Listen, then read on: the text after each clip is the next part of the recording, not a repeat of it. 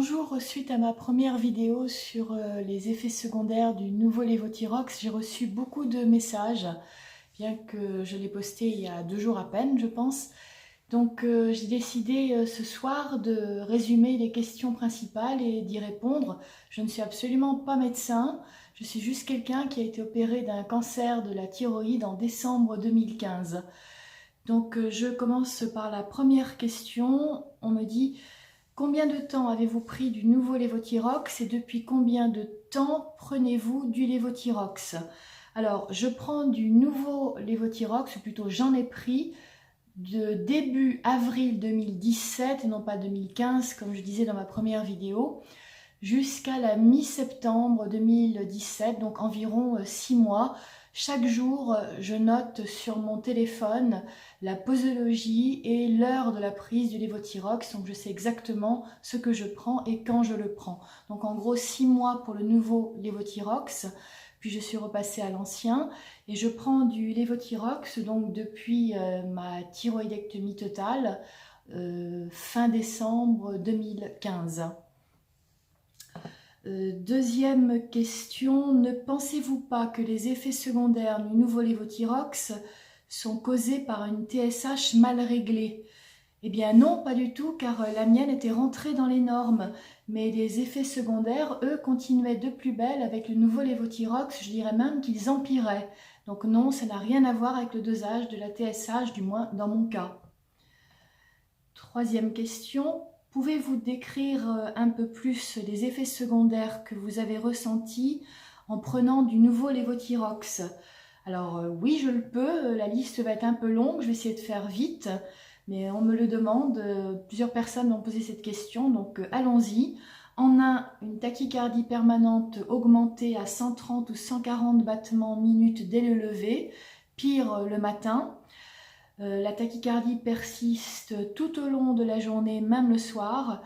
À l'effort, par effort j'entends le fait de marcher tout simplement, la tachycardie peut aller jusqu'à 180 battements minutes, donc c'est absolument épuisant et cela fatigue le cœur également. Deuxième effet secondaire, une insomnie et une anxiété extrême sans cause. Tout me rend anxieuse, c'est toujours le cas d'ailleurs, car j'ai repris l'ancien Levothyrox il n'y a que quelques semaines, donc ce côté-là n'est pas encore passé ou du moins atténué. Donc il suffit de l'idée d'un rendez-vous, de devoir être à l'heure quelque part, de devoir bouger, c'est totalement incontrôlable, je ne peux pas me raisonner, ni faire passer cela en méditant, en faisant de l'auto-hypnose, puisque c'est une réaction physique entraînée par le Levothyrox. D'ailleurs, pour ceux qui le prennent le matin ou qui oublient de le prendre la nuit, comme moi parfois, et qui donc sont obligés de le prendre le matin, vous avez certainement remarqué que vous vous sentez alors plus agité, plus nerveux et plus anxieux. 3. Les crampes, surtout dorsales dans mon cas, des contractures musculaires extrêmement douloureuses. Je n'ai jamais eu cela auparavant, j'ai eu des problèmes de dos, mais jamais ce genre de contractures. Ça dure depuis un bout de temps. Un soir, il y a quelques semaines, je suis allée voir en catastrophe mon médecin qui est également ostéopathe.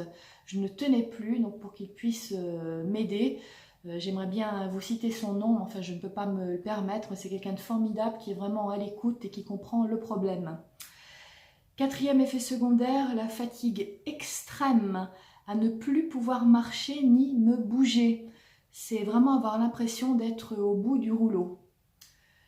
Cinquième effet secondaire, la perte des cheveux. Ça continue, mais ça commence à diminuer maintenant avec la reprise de l'ancien Levothyrox.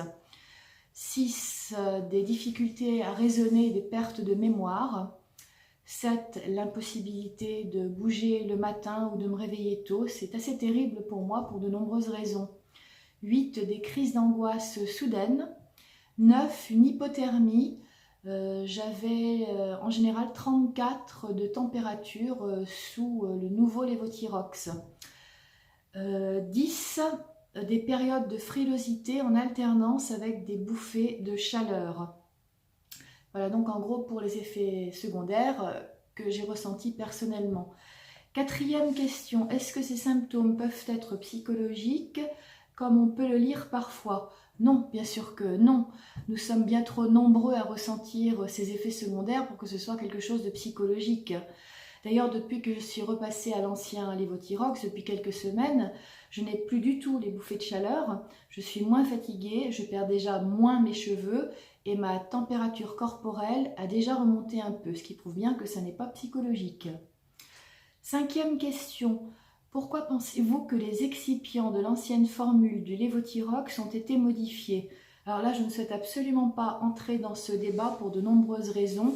Je veux juste qu'on nous rende l'ancien Levothyrox et qu'on nous apporte éventuellement des génériques afin que nous ayons nous aussi du choix, comme dans les autres pays européens.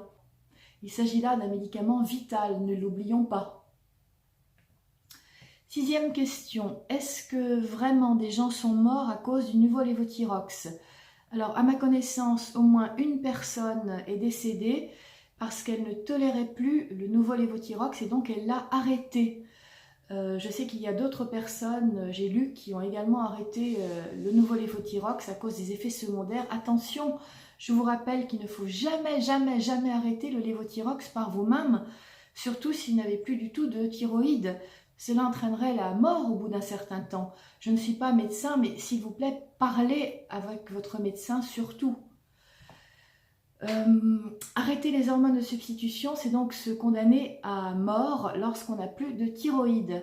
Pour ceux qui ne prennent pas de Levothyrox et qui ont une thyroïde, vous pouvez vous rendre compte de l'ampleur des effets secondaires générés par le nouveau Levothyrox lorsque les gens décident d'arrêter un médicament qui est vital pour eux. 7e question, comment se sent-on après une thyroïdectomie totale, c'est-à-dire donc quand on vous enlève entièrement la thyroïde?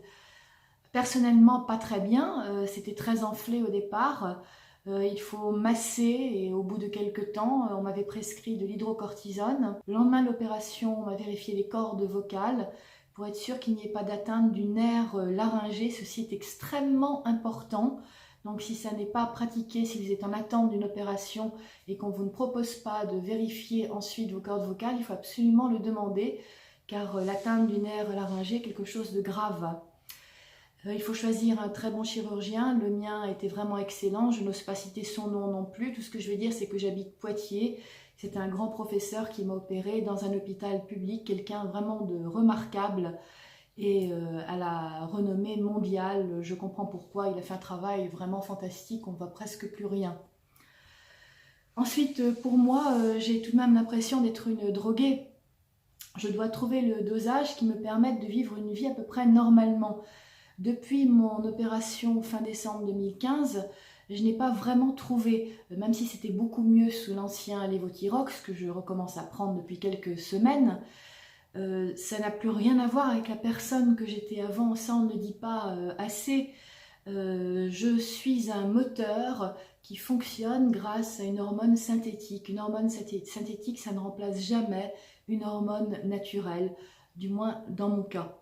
Alors j'essaie de garder espoir coûte que coûte, il faut se battre pour vivre et surtout ne jamais baisser les bras. J'espère avoir répondu à la plupart de vos questions.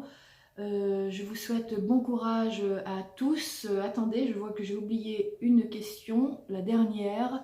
Comment gérer tous ces effets secondaires, on me demande. Eh bien, prendre autre chose que le nouveau Levothyrox. Essayer de se détendre un maximum, je sais que ça n'est pas toujours facile, mais il faut essayer. Se dire quand même que nous sommes en France et que les autorités vont forcément nous offrir d'autres possibilités bientôt. Il n'est pas possible qu'on en reste là et qu'on nous laisse comme ça avec un médicament qui est vital et qui est totalement insupportable. Ce nouveau Levothyrox, c'est des gouttes à côté qu'on est obligé de réfrigérer. Donc essayons de faire confiance un peu aux autorités. Je pense que les choses devraient bouger, du moins je l'espère fortement. Voilà, si vous avez d'autres questions, je referai une autre vidéo. Encore une fois, je ne suis pas médecin, ceci est mon expérience à moi. Bon courage à nous tous. Au revoir.